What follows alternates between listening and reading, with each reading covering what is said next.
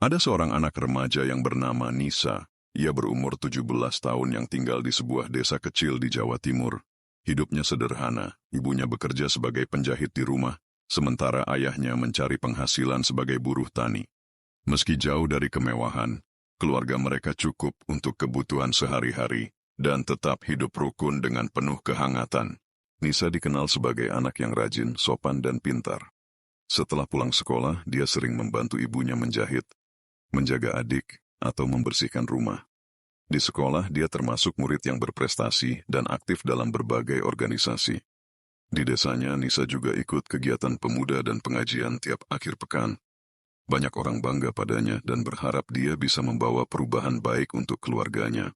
Namun, di balik semua itu, Nisa punya keinginan yang jarang dia ceritakan. Dia merasa hidupnya monoton dan terbatas.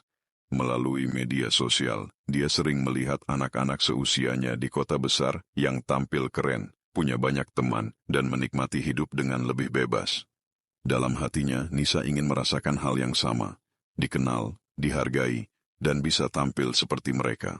Setiap malam sebelum tidur, Nisa sering menatap layar ponselnya sambil membayangkan bagaimana rasanya hidup di luar desa. Dia bermimpi bisa tinggal di kota, berdandan cantik, dan menjalani gaya hidup yang lebih modern. Keinginan itu makin kuat sampai akhirnya, setelah lulus SMA, dia memberitahu orang tuanya bahwa dia ingin merantau ke Bali untuk kuliah sambil bekerja. Walau sempat berat, orang tuanya akhirnya setuju karena percaya Nisa bisa menjaga diri. Saat pertama kali sampai di Bali, semuanya terasa sangat berbeda. Jalanan ramai, gedung-gedung tinggi, dan orang-orang berlalu lalang dengan gaya yang asing baginya. Nisa menyewa kamar kecil di pinggiran kota, bekerja paruh waktu di sebuah kafe, dan mendaftar kursus bahasa Inggris. Dia merasa hidupnya mulai berubah dan mimpinya perlahan mulai terasa mungkin dicapai. Tapi kehidupan di kota juga membawa tantangan tersendiri. Nisa mulai bertemu dengan banyak orang baru yang punya gaya hidup dan cara pandang berbeda. Di tempat kerjanya, dia bertemu seorang wanita bernama Lala yang selalu tampil glamor dan percaya diri. Lala memperhatikan kesederhanaan Nisa dan mulai mengajaknya ngobrol. Mereka pun berteman dan lama-kelamaan Lala mengajak Nisa jalan malam ke tempat-tempat hiburan yang sebelumnya tak pernah terpikirkan Nisa untuk kunjungi. Awalnya Nisa merasa canggung, tapi dia terus ikut karena penasaran dan ingin tidak terlihat kuno. Dia mulai memakai pakaian yang lebih mencolok, mengubah gaya rambut, dan perlahan meninggalkan kebiasaannya yang dulu. Dia merasa diterima dan bahkan dianggap menarik oleh orang-orang yang dulu hanya bisa dia lihat di media sosial. Namun, di balik kesenangan itu, Nisa mulai kehilangan arah. Dia merasa lelah, bukan hanya secara fisik tapi juga secara batin. Ada sesuatu dalam dirinya yang merasa dia mulai menjauh dari siapa dirinya yang sebenarnya. Dia belum sadar bahwa langkah-langkah kecil yang dia ambil mungkin membawa dia ke jalan yang salah. Cerita Nisa belum selesai di sini, tapi yang jelas, perubahan tidak selalu berarti hal baik jika tidak disertai pegangan yang kuat. Nisa sedang berada di titik penting, dan setiap keputusan yang dia buat selanjutnya akan sangat berpengaruh pada masa depannya. Waktu benar-benar berlalu. Sebelum dia menyadarinya, sudah 6 bulan Nisa tinggal di Bali. Dia bukan hanya pelayan kafe biasa lagi.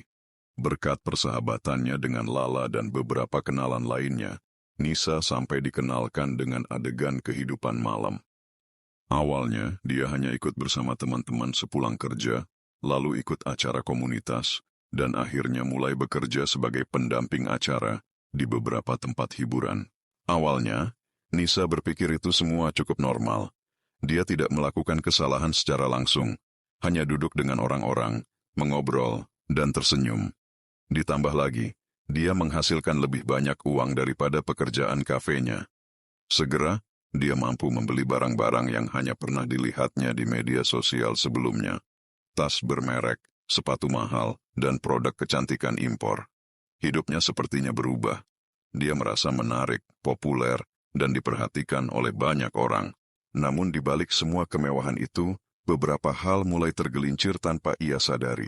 Ia berhenti fokus pada pendidikannya. Mata kuliah bahasa Inggris yang pernah ia ikuti menjadi sekadar formalitas. Panggilan dari mamanya menjadi lebih jarang, dan pesan dari teman-teman lama di kampung halaman sering dibiarkan tak terbaca. Dunia Nisa telah berubah, dipenuhi cahaya terang dan tawa yang hanya berlangsung sesaat. Perlahan, Nisa mulai kehilangan kendali atas rutinitas hariannya. Dia begadang, bangun kesiangan, melewatkan makan, dan tubuhnya menunjukkan tanda-tanda kelelahan. Tetap saja, dia menutupi semuanya dengan riasan dan senyuman. Dia takut kehilangan semua yang dia peroleh. Takut kembali ke kehidupan sederhana yang pernah dia alami di desanya. Suatu malam, setelah acara yang melelahkan, Nisa duduk sendirian di balkon kosnya. Angin malam terasa lembut, dan di kejauhan, azan subuh menggema pelan. Tiba-tiba, dia merasa kosong di dalam. Dia membuka galeri ponselnya dan melihat foto-foto lama.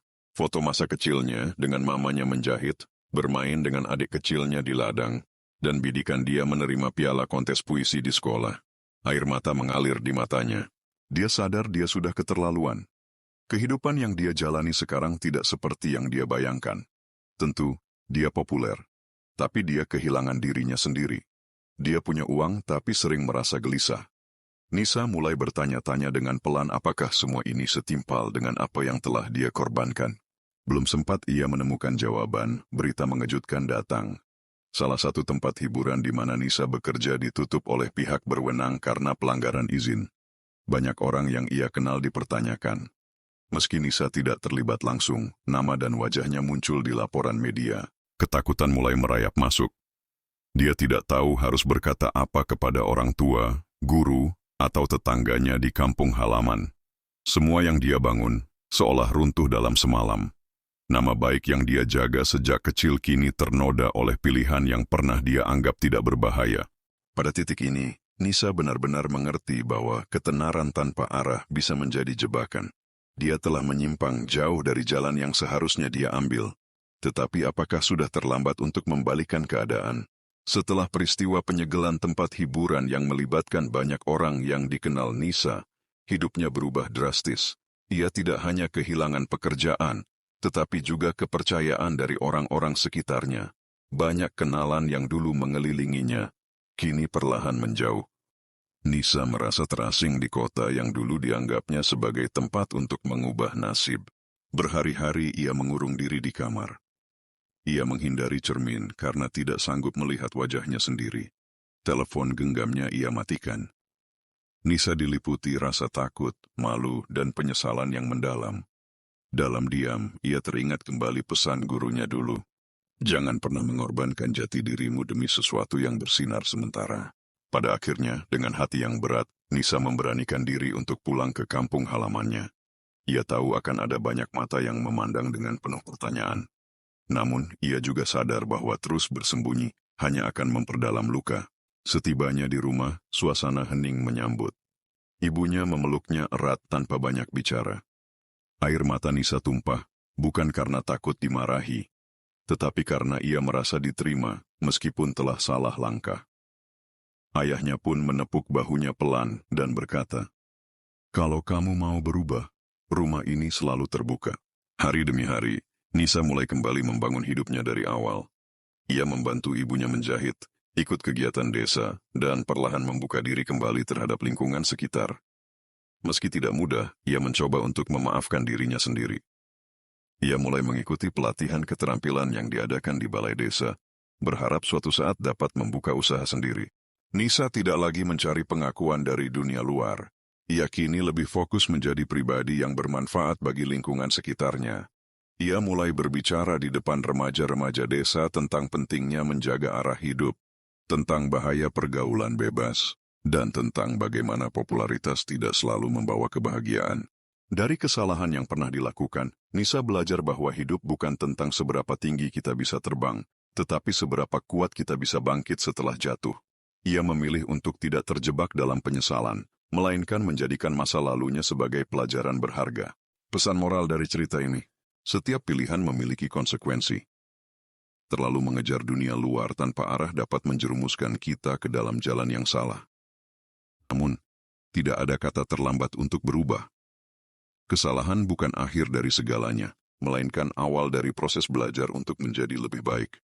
Hargai diri sendiri, jaga nilai-nilai yang telah diajarkan sejak kecil, dan ingatlah bahwa keluarga adalah tempat pulang yang sejati.